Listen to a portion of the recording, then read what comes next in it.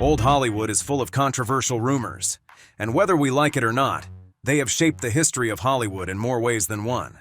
In today's video, let's look at 20 nasty rumors from the golden age of Hollywood. Number 1. The suspicious demise of Thomas Ince. The official cause of Thomas Ince's death goes like this: heart failure. However, some believe that Ince was accidentally murdered. It is believed that producer Thomas Ince died while aboard the yacht of William Randolph Hearst. The story was that Hearst suspected his mistress, Marion Davies, was having an affair with actor Charlie Chaplin, who was also allegedly on the yacht at the time. When Hearst caught Chaplin and Davies in a compromising position, he brought out his firearm and attempted to shoot Charlie, but the bullet missed and hit Thomas instead. But the consensus was that Thomas had been sick, and his sickness finally caught up to him. Hearst was a powerful man, and then with a little hush money, the whole thing got covered up, and even Chaplin later denied even being aboard the yacht. Number 2. Clara Bow was a nymph. Clara Bow might not mean much to people these days, but in the 1920s, she was one of the biggest stars of the silent movie era. In fact, we have Bow to thank for the figure of speech, It Girl. But Clara Bow was an alleged nymphomaniac during her time. She was rumored to be willing to sleep with any man or woman, and even a dog, just to satisfy her sexual desires, with the most nasty rumor being that she entertained an entire football team intimately. Before displacing this rumor, you should know that Bow had a fallout with her former assistant who stole valuable items from her. And at the trial, the defense attorney had access to a lot of Bow's personal records and documents, and dragged Bow's name through the mud by bringing up her wild lifestyle and alcohol purchases. Number 3. Joan Crawford adult films. Joan Crawford starred in an adult film in the 1920s, which later wanted to damage her career as the tape was threatened to be exposed. Back in the days, Hollywood was a lot more conservative, so the public had an affinity for disliking anyone involved in such practices. In 1923, a year before she first appeared on Broadway, Crawford reportedly starred in a softcore adult film called The Casting Couch, where she played an actress that would do anything to get anything. Luckily for her, she got a deal with MGM Studios and became successful in movies. After becoming successful, she was allegedly blackmailed by her own brother, who threatened to leak to the press that Joan Crawford used to be an adult film star. So Joan was forced to pay him off along with a series of other blackmailers. Number 4. Judy Garland's abuse. Judy Garland began her career as a child actor and appeared in many movies for MGM, and you probably know her for her role in the original Wizard of Oz. Back then, child labor laws weren't really adhered to, and because of this, the studio used Garland and made her life a mess. At first, Judy was recruited to MGM due to her talented voice, and no one really cared about her body form or size. But as she became more famous, the management began to care about her looks. She was forced to take pep pills to keep her energized during long shoots, which was in turn used to control her weight. By age 16, she already had an addiction problem and was also subjected to the less-than-ideal meal of chicken soup, coffee, and cigarettes, as she was expected to take up to 80 cigarettes per day, and this took a toll on her health. Number 5. Marilyn Monroe and John F. Kennedy. Marilyn Monroe made use of any opportunity that came her way, and her life was full of scandals and all sorts of nasty rumors. The most audacious and but auspicious of the rumors that followed Marilyn was the fact that she had had an affair with former President John F. Kennedy and his brother Robert F. Kennedy, aka Bobby. It was rumored that she met the president at an event, got introduced to him, and the two spurred on a rather passionate affair right there, and then that everyone in the room could feel the tension among both of them. After JFK had grown tired of her, he passed her on to his brother Bobby Kennedy, and two of them also began a steamy affair. The affair was covered up due to JFK's political affiliations. Number 6. Howard Strickling was the go-to guy. Howard Strickling was who you called a fixer.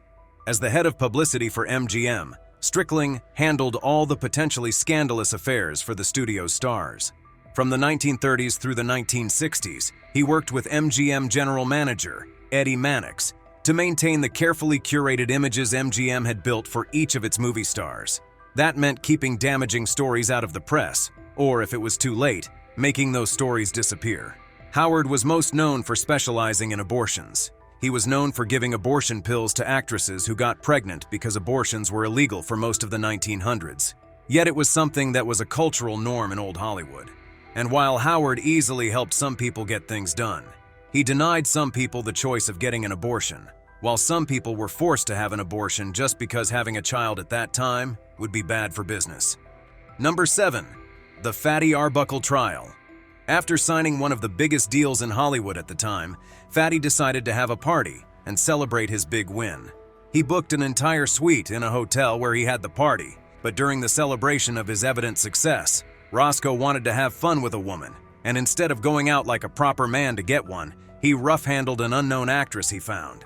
Roscoe invited Virginia Rapp to his room and raped her with allegedly a champagne bottle, which caused the actress to pass away after a couple of days due to a ruptured bladder. Roscoe Fatty Arbuckle was arrested for her demise, and the case went to trial, and all sorts of false testimonies came up in court that claimed that Arbuckle had forcefully had his way with Virginia. Fatty Arbuckle was acquitted of her death, but by this time his public image had already been warped, and his career never recovered. Number 8. Natalie Wood's divorce.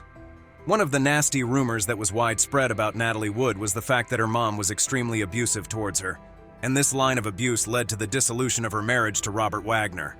In 1961, it was alleged that Natalie came home one day to their home in Beverly Hills and found her husband having sexual sessions with another man at a time when, if such a news had made it to the public, it would have been extremely damaging to Robert's career.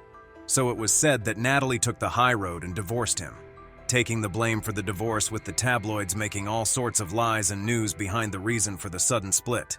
It was also rumored that her mother would pimp her out to older men in exchange for movie roles, including Frank Sinatra at the age of 15 and 42-year-old Nicholas Ray just to get a part in a movie.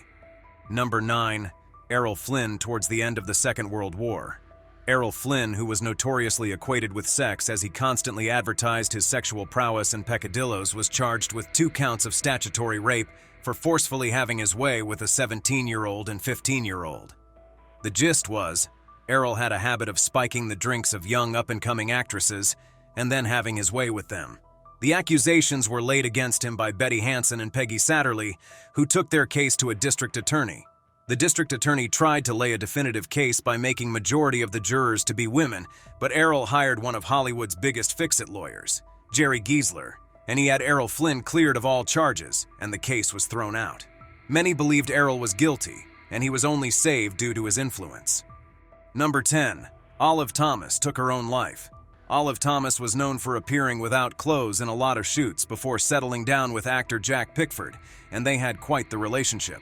Pickford was quite the ladies' man, and it was said that he had contracted syphilis, which gave him chronic sores, and Thomas knew about it. The couple had decided to go on a vacation in Paris due to their busy schedules. On September 5, 1920, the couple turned in for the night, and before she went to bed, Olive Thomas accidentally ingested a mercury bichloride, a medicinal solution that was prescribed for her husband to treat the sores from his syphilis.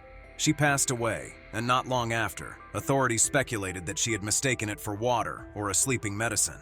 However, the tabloids had a different story. They say that Olive Thomas had grown tired of her husband's affairs and substance abuse, so she decided to take her own life. Number 11. Olivia de Havilland and Joan Fontaine's sisterly feud. Olivia and Joan had one of the most notorious feuds in old Hollywood history. Oddly enough, the rivalry started at birth. The sisters, who were 15 months apart, had been at each other's throats since they were kids. They would get into fights, pull each other's hair, and at one point Olivia even fractured Joan's collarbone in an accident that happened because Joan had attempted to drown Olivia. The most disturbing of all their fighting and moments of retort was what happened at the Oscars. Olivia and Joan had become extremely successful actresses and had both landed an Oscar nomination. The only problem was that they were both nominated for the same category, and Joan won the Oscar. She noted that she felt like Olivia was going to reach across from the stands and strangle her. Thankfully, Olivia later won an Oscar, but by then the two were no longer on speaking terms. Number 12. Carl Switzer's passing. Carl Switzer was best known for his role in the series Our Gang, where he played Alfalfa.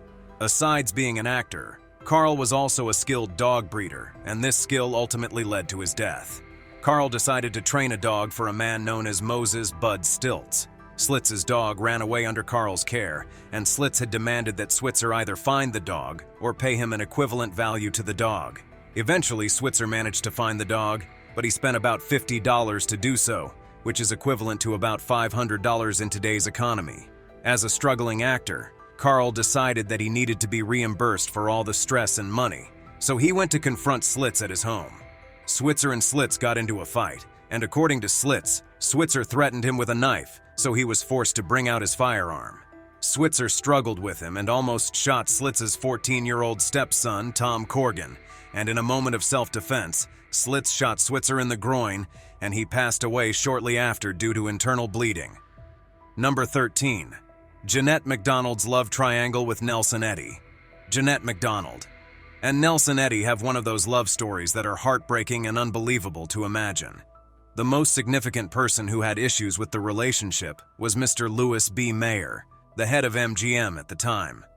Louis was concerned about how the relationship would affect both their careers, specifically Jeanette, so he was not in support of their relationship and actively tried to sabotage it. Not long after Jeanette got pregnant with Nelson's baby, and Louis forced her to get an abortion because old Hollywood was pretty conservative, and having a child out of wedlock would not be good for business, so he threatened to blacklist both of them if they went ahead with having a child. Jeanette gave in to the pressure and tried to get the baby removed, but eventually got a miscarriage, and Louis did everything in his power to keep the two apart by sending threats to Eddy, and even damaging his career. Number 14. Charles Elton's possible coprophagy. Scotty Bowers was a well-known Hollywood celebrity pimp.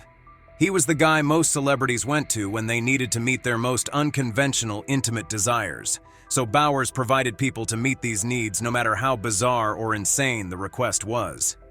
In his memoir, Full Service, Bowers talks about how Charles Elton hired him to get a young man so he could have an intimate session with him when his wife was away. When Bowers arrived at the house with the young man as requested, Elton whips out a piece of bread, gets the lettuce and the tomato slices, and then brings out a pot and tells the young male to go to his bathroom with him. They were away for a couple minutes by the time they returned. Elton's sandwich was a lot different now. It was laced with a suspiciously brown spread. According to Bowers, the man who had gone in the bathroom with Charles pointed at the plate and then pats his backside. Then all the pieces fell in place. It was his feces that was the spread Elton had used on his sandwich. Number 15. William Taylor was assassinated by the mob. After William Desmond Taylor's lifeless body was found in the living room of his bungalow in Los Angeles, a sketchy man who said he was a doctor came and examined his body and declared to everyone that Taylor had passed away due to a stomach hemorrhage, and then the doctor disappeared. When further analysis was done on the body, it was discovered that Taylor had met his end due to a wound gotten from a firearm. Merely a week after the police had started investigating, they were told to lay off the case, but the plot thickens because many people actually believed Taylor was taken out by the mob. Apparently, Taylor had exposed a crime ring that dealt in illegal trafficking to the FBI. As you can imagine, the mobsters weren't very happy about that, so they had him eliminated and used their connections with the police to cover up the case. Number 16.